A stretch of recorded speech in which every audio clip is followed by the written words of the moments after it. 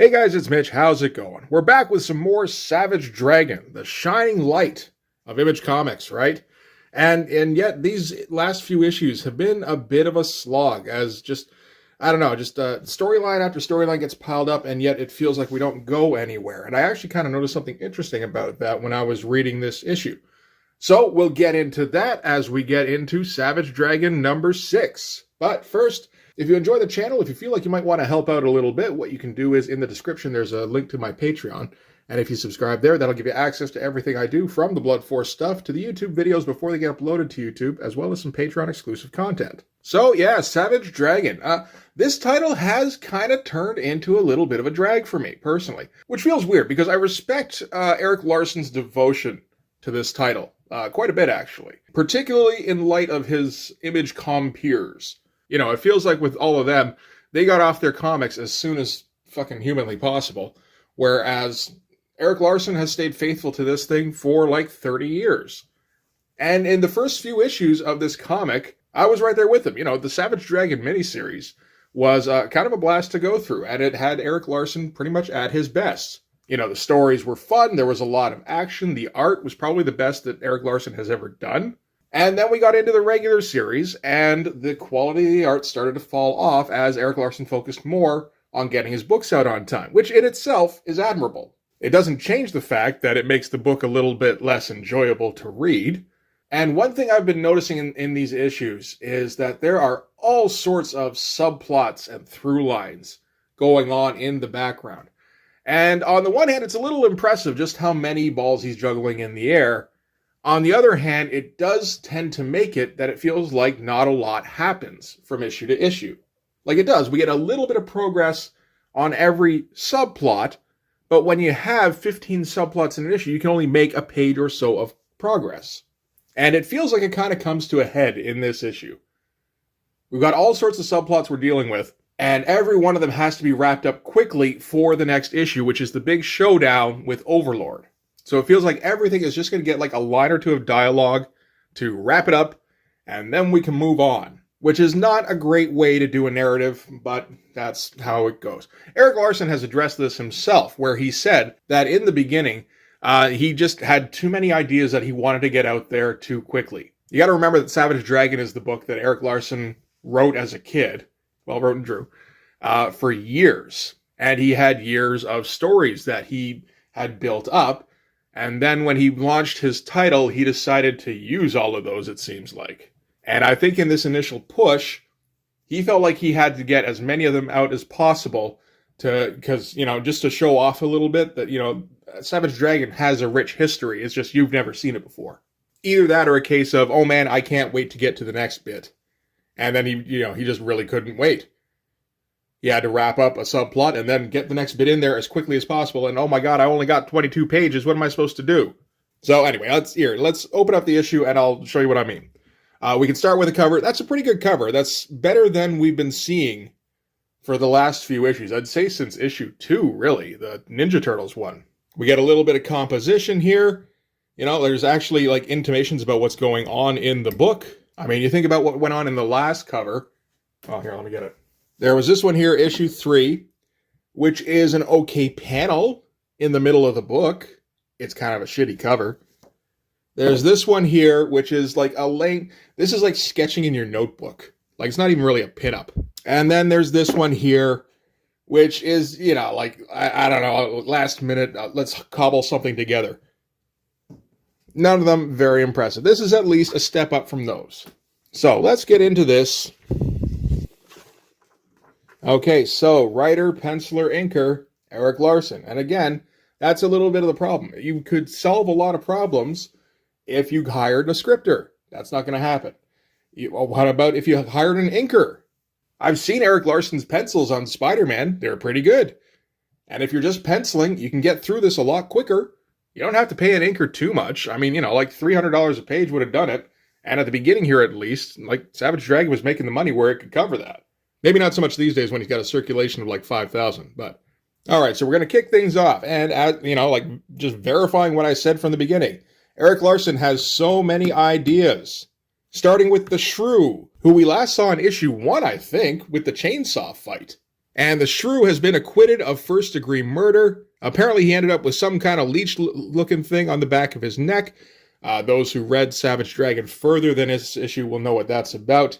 But that thing seems to have affected his behavior and caused him to temporarily lose his sanity. So the shrew is hoping that he can return to normal life, and then reports indicate that the shrew has actually been homeless for the past 7 years, so you'd think maybe he would have been okay with staying in prison. But then on to the next thing. An alien left at the Chicago Police Department by Supreme is still in police custody. There was a big old super fight. A whole lot of property damage happened. So Vanguard is being held and his public defender's trying to get him out.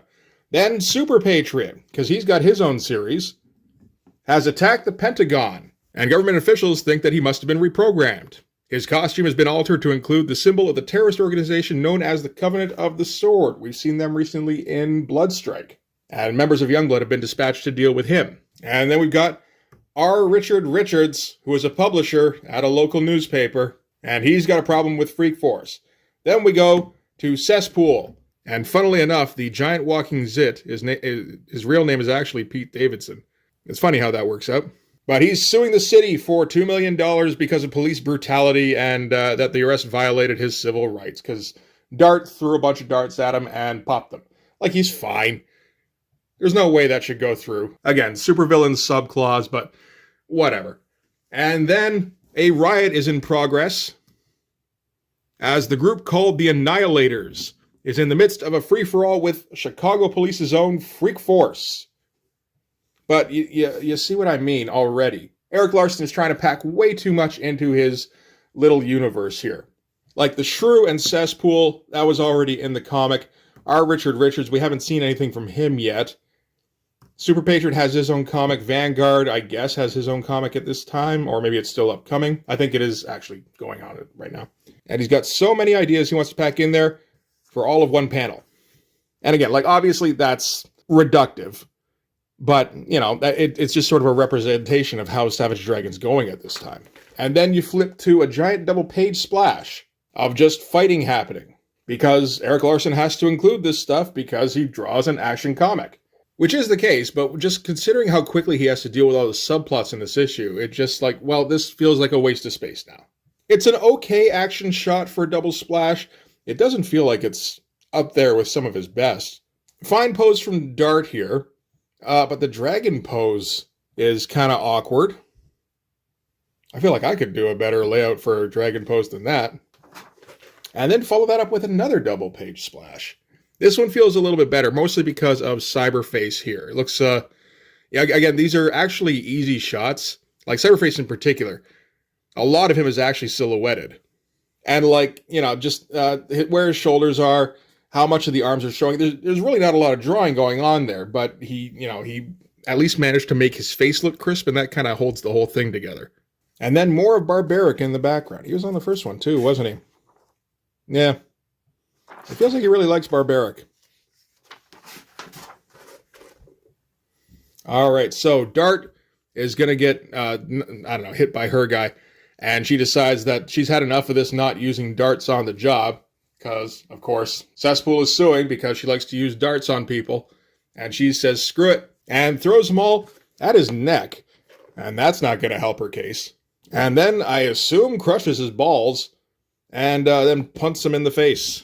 Meanwhile, Cyberface is kicking the living crap out of Horridus. I think Dragon is coming to the rescue here, but he gets frozen by Mind Warp, who takes over his body for a second and uses it so that Savage Dragon punches himself in the face over and over. But somehow he's able to...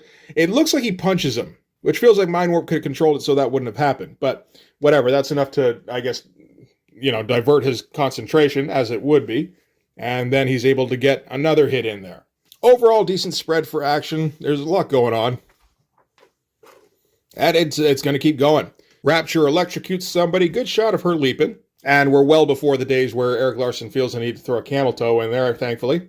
At which point, Shrapnel, I assume his name is Shrapnel, it says Chew on Shrapnel, which throws a bunch of shrapnel at her. And I don't think you can actually use that name because Transformers. He's a Insecticon. That was it.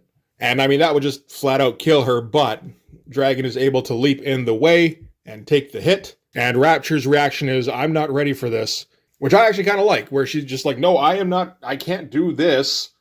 This is way more than I'm trained for. And then we've got Dung, who seems to shoot dung and say things like Birday and Badaw. I feel like I remember hearing that Dung was based off of some sort of radio personality or something. I'm not for sure.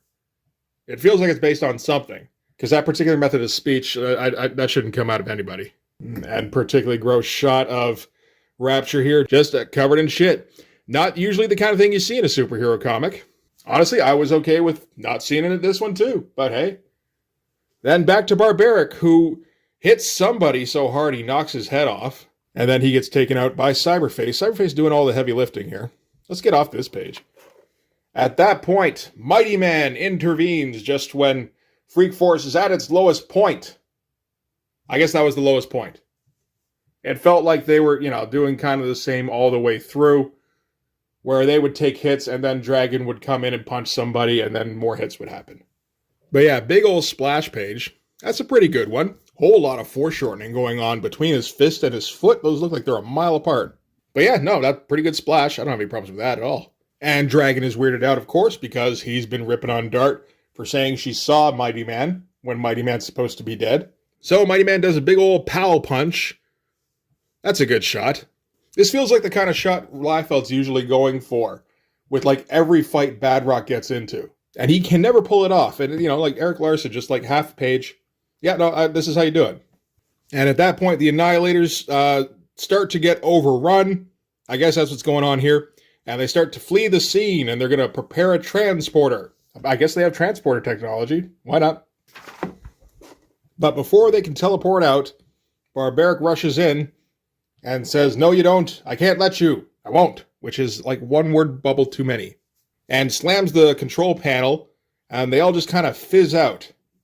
And Dragon asks if they got away. Barbaric says, I don't think so. I think I might have killed them. Interesting note to end the fight on. Okay, so that was, how long was that? That was an 11-page fight sequence. Man, that's a lot. And while it started out fairly strong, it did start to lose cohesion as we went. It feels like every page has some good stuff on it and then some stuff that ain't so great. So like this shot of Rapture here, pretty good. This one, not so much. Not a whole ton of detail on this page. A lot of little stuff going on, but it is sketched out pretty quick. Spent some time on this, although it is kind of an easy shot for him. And then this stuff is very quickly dashed off. Bit more time on this. This one, not so much. He did have to put in some background here. That's not too bad. And then this is like I have an extra 2 hours in a day. I might as well get another page out of it. Because this looks like it took him no time whatsoever. So that's essentially half our book devoted to a single fight. And I know I started this thing off talking about all the subplots that were going to be in here. It's like, what the fuck are you talking about? We just spent half a book with a single fight that feels like it didn't really accomplish much of anything. And we'll get there. So we're starting off where they are able to capture Cyberface. He seems to be the only one they've got left. But he is the leader of the Annihilators. So that's an okay thing. And all of these guys are like, that's great. Aren't you dead? Dart in particular says, what about when you showed up a month ago and saved us from that jailbreak? Why didn't you go put them back in jail back then? And of course, this isn't the original Mighty Man. This is a brand new Mighty Man who was probably just getting used to the role at that time. So that was really all he was able to handle, I think. And again, very quick sketches on everything in here. Nothing looks particularly good. It is just like an after the battle chatting kind of page, so it's not like he has to go into a whole lot of detail. But again, it still feels like a low effort page. And from there, we're going to cut immediately to the hospital, where Mighty Man's been sitting with her. I don't know if we're supposed to, just assume that he's been sitting with her all this time. Maybe. But yeah, she was the one who took the worst beating, so she's going to take a little while to recover. Then, now we're at the Chicago Police Department. And Dragon's just walking by, so I guess we're done with, the aftermath of that fight. And that's William something, who's another kind of dragon, I think. Again, this is all part of the Savage Dragon lore that Erik Larsen built up when he was a teenager and a child and stuff. But he tells Dragon as he's just walking by, because this is like a week or two later, that he's got a visitor who just rushes up and hugs him. And she explains that she's his mother. And he doesn't believe her, starts to walk off, but she's got pictures. And again, kind of a quick dashed off page. Like, that's not a good Savage Dragon head. Like, Erik Larsen can do these in his sleep. I guess this is a little early at this point, but still, he, like, you know, it feels like he can do a head a lot better than that. No backgrounds, just kind of a tone for the background here. Kind of minimal stuff going on. I mean, you know, you put in the desks and the file cabinets, but aside from that, it's all black with, you know, just squared off windows and stuff. And then here, they're just like shapes cross-hatched off. It works, at least in this case. But again, it just feels like he's really rushing through this issue. And then we get a poster by Jay Lee, as promised. I remember this one. That's kind of fucking bonkers. I don't know why he did that. He's got his police badge on his gold chain here, and his funky sunglasses flying off him, and kicked him so hard that he broke his own boot. He disintegrated it. Oh, he does have the two toes. Okay, good job. So yeah, that's a weird looking poster. And next time we're going to get a poster of Vanguard by Jason Pearson. That ought to be okay. I like Jason Pearson's version of Vanguard. All right, so Dragon is going to look at these photos that Emily brought to the police station. And they show some dude with a green mohawk who looks an awful lot like an Erik Larsen character. So obviously there's a resemblance. But this doesn't stir up any memories in him. So he assumes this is not him. She, of course, is sure, no, you look exactly like him, only green and, you know, a super guy.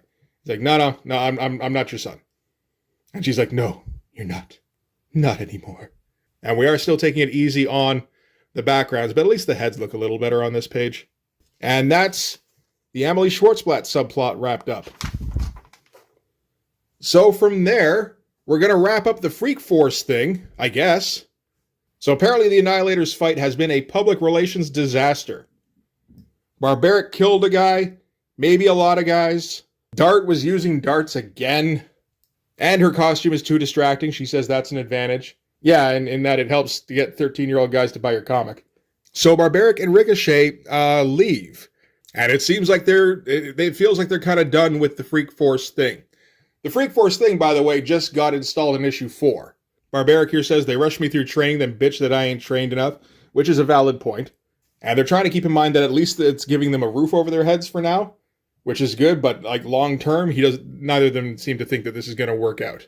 And now Dragon is thinking that Hortus joined the group long before she was ready. She didn't have nearly enough training. Rapture doesn't feel like she's been trained nearly enough, that she's not ready to go out and you know, just like fight super people. It was one thing when she was exploding her pimp, but like, you know, guys with metal on their face, that's just kind of out of her pay grade. And then from there, we cut very briefly to Vanguard, who is being held somewhere else in the police station, I guess. Or maybe not in the police station, this is just somewhere. And his guards are essentially Beavis and Butthead, and they fantasize about the Dragon Vanguard fight that is sure to happen one day. And then we cut to Dart and Mighty Man getting a bite to eat at a diner where everyone kind of goes, that's fucking Mighty Man. And Dart floats the idea of him joining Freak Force, and he says, I can't, I've got a day job, and I wouldn't want to reveal myself to the police, since they're the ones running Freak Force at the time. She guesses that he's not the original Mighty Man, and he says, yep, but I can't let that get out, but I can trust you, and I want to work with you again in the future, because I need to learn about the superheroing thing, but I can't join the Force. And then we cut again to Dragon negotiating, I guess, with Cyberface. He says the Annihilators are done for. Again, we just got introduced to them last issue. And we've got enough on you to keep you in jail forever. We haven't heard what any of that is. But he thinks that Cyberface can tell him about Overlord, which he is much more interested in. So Cyberface will spill the beans about Overlord. Dragon will let him walk free. And Cyberface is going to think about it. But like, how many fucking subplots did we deal with in these 2 pages? Like, this is just way too much. This is like a full issue's worth spread over a splash. And this is what happens when the first 11 pages of your book are fight scene, but You want to wrap up all your subplots before the next issue. So from there, the captain is again meeting with Freak Force. We just had this on the last page. And he's got new requirements. Now they're going to have to wear police uniforms when they're out in the field. And they say, what? I can't fight like that. It's so much easier fighting in a swimsuit. And the captain says he doesn't make the rules. I think he does, but I guess he's hearing from, like, City Hall or whatever. So this combined with the not being able to use the darts, Mighty Man tries to kind of talk her through it. I guess he was also no, they're not in the police station here. I guess they're at Mighty Man's apartment, maybe? Just too much is happening too quickly, so I don't even know where the fuck we are. He says it would be a shame to have this whole thing fall apart. She says it might be too late for that. And at that point, his roommate walks in from the backup story in the last issue, and then we're moving on again. Dragon notices Frank and thinks he might have a solution to his dilemma. We don't talk about his dilemma, because we don't have time for that shit. But if we recall, his dilemma is that, his dilemma is like almost the point of the book now, where he's being blackmailed by the Vicious Circle. That's like theoretically the most interesting subplot going on here, and we're going to dash it off in 2 panels here. Because Frank isn't interested in hearing about a solution because his wife left him. And then we move on again. This is getting nuts. As Freak Force quits the Force already. Like, they have good reason and everything, but again, this is the kind of thing that should have been built up over 7 or 8 issues, maybe? We do get the fun shot of everybody in their police outfits, including Barbaric in his 37XL shirt, and Horridus with all her spikes poking through her shirt. That's fun stuff. And of course, Rapture's got to have her tits out. And yeah, we are just zooming through this fucking thing. And like I said before, I'm quite sure that Erik Larsen addressed this at some point, where he acknowledged that he was trying way too hard to get too many ideas into the book right at the beginning. So that's fair. But, this book still exists as a singular artifact, so we should look at the things that happened wrong in it. And again, these pages are all very dashed off, very scratchy, very I don't have time for this. Although I do like this expression here. He managed to get a very quick expression in that looks very kind of, evocative. So, yeah, Freak Force is out, and they say their goodbyes to Dragon on the way. And everyone goes, it's been good working with you for an issue and a half. And then we get the silent panel, the silent 2 panels, as Dragon has to deal with how empty this police station is now. And these panels just seem out of place now. They're too big, for one thing, compared to what we've been seeing before this. And just, all of a sudden we came to a screeching halt. And we end with Alex something. I forget her last name now. But she's like, hey, I remember you. Sorry about Freak Force. But it's good to see you again. We haven't seen much of you. He's like, yeah, no, it's good to kind of see you again, too. Sorry I shut you out. Again, that's just a terrible head. Yeah, I get he's trying to do this super quick to stay on schedule, but it does just feel like low effort. And this is the comic that he was, super excited about getting his stories out, and then to have to do kind of a half-assed effort on the art. It's, you can't help feeling little bit disappointed. And then we're back to Frank. Oh shit, it's Frank. Cyberface talked. Apparently, we're getting all kinds of goodies. Names and places and dates. That's as specific as we can get. But finally, they'll have a warrant for Overlord's arrest. So we're okay, sure. And this is Frank's only hope of getting out of this alive. It's the only hope for Mildred and me putting our lives back together. We got to do it, Dragon. You and me, pal. At last. We can finally nail that bastard. Finally? We've seen all of 5 pages of Overlord up to this point. I do get it. From what I understand, Erik Larsen wrote and drew over 100 Dragon comics when he was a little kid. Long before he ever got published. So he has this long-standing feud between Dragon and Overlord built up in his head. The Savage Dragon canon is very rich to Erik Larsen. And he really wants to get to as much of it as he can. The problem is that he's not fleshing any of it out. So it just kind of feels like a bunch of shit thrown together. A lot of it is cliches because that's the quickest way to convey information in a lot of cases. But anyway, that is it for the issue itself. Then there's some fanatics, and we get maybe the most rude letter I think I've ever seen in one of these. Like, this is beyond, like, challenging the creator or editor or whatever, and, you know, like, asking the hard questions. This is just like, I'm an asshole, and I'm going to take my assholeness out on you now.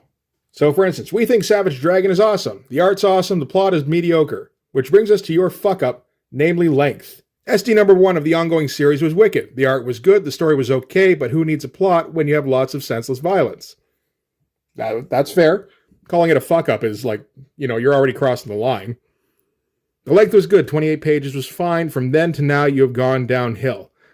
That is fair. The art is still dope. That's the part I have a bit of a problem with, but okay.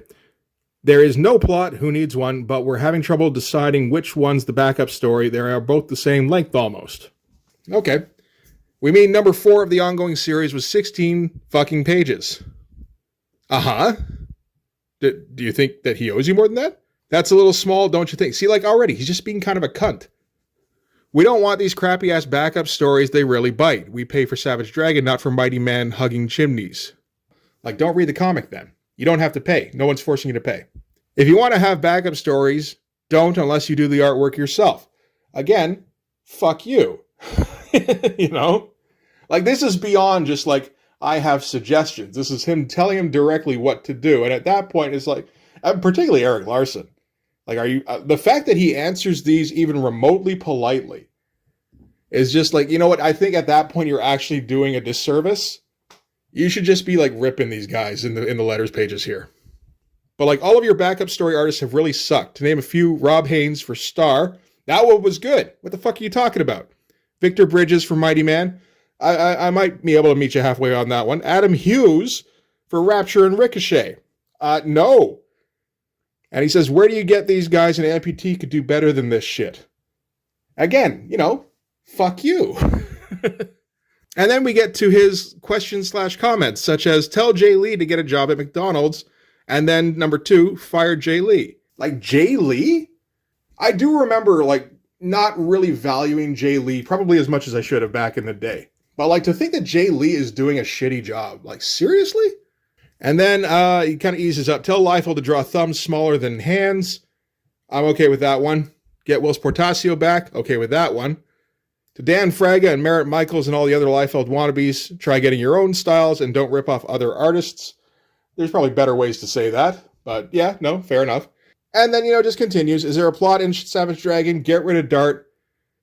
Where the hell do darts come from? Because they never disappear from her tights. Maybe this wouldn't bother me so much if they weren't from Vancouver, which is the city nearest to me. I don't have any great love for Vancouver, but it's like, dude, you are just like giving me a bad name, it feels like. I gotta feel like this letter is at least half joking. I have to assume. Unless, again, the guy writing this is just the biggest piece of shit that buys comics. But, like, there's so many problems with that letter. I feel like Erik Larsen must have thought that there was a tongue-in-cheek element in there. Otherwise, he wouldn't have published it. Unless he's, like, trying to avoid the fawning kind of letters that you get in Marvel. So he's, he's going to publish stuff that says his stuff is good, but he's also going to go out of his way to publish stuff that criticizes him. But in this case, like, no, you just light that one on fire. All right, Freak Force number 1 coming out soon. I guess they're all off the force. Why not? Oh, there's Gen 13. It's just about J. Scott time. And yeah, Vanguard number 3 is coming out. Okay, so yeah, it's well underway. So yeah, that is it for Savage Dragon number 6. Yeah, I didn't enjoy that comic. As far as pacing goes, it's a nightmare. I get why, and I think Erik Larsen did address this later on. He's had 250 issues since then to figure out how to stretch out a story quite a bit more in some cases, I'm pretty sure.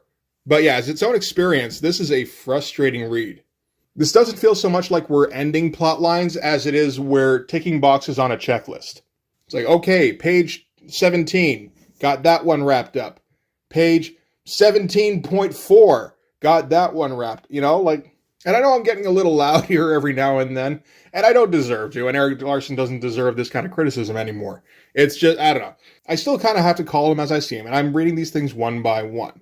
And, when I spend like 10, 20 minutes reading through this thing, because that's about how long I spend, like I want to make sure that I cover as much of it as I can. When the writing is bad in a way that I'm not used to encountering, I guess I get a little worked up talking about it. Like, we're going to get to the big showdown with Overlord in the next issue. Issue 7 feels like the kind of thing should have been taken care of in issue 25, after a lot more encounters between Dragon and Overlord. But no, we're going to get it in issue 7, because we just can't wait. We got no patience. And it's an interesting issue, actually. So I'm not sure if you're familiar, but it's all splash pages, the entire thing. So the challenge, I guess, will be to see if I can do a video that takes longer than 10 minutes discussing it, because it might just be, this is what's going on this page, flip, and then you do that 10 times, and we're out. But anyway, that's next issue's problem. But that is it for this one. Thanks very much for watching. If you like this video, please hit like, hit subscribe, hit the notification so you know when the next one's coming out. Go over and subscribe on my Patreon. That'll give you access to everything I do, from the Blood Force stuff to the YouTube videos before they get uploaded to YouTube, as well as some Patreon exclusive content. You can also follow me on Instagram and DM me there for commissions. So yeah, that's it. After Savage Dragon number 7, I'm going to put this series aside for a while because I have had fucking enough. And we can move on to some other titles and, focus on shit that I haven't touched yet. So that'll be exciting. But yeah, that's going to do it for this one. Thanks again for watching. I'll see you guys in the next one. Bye-bye.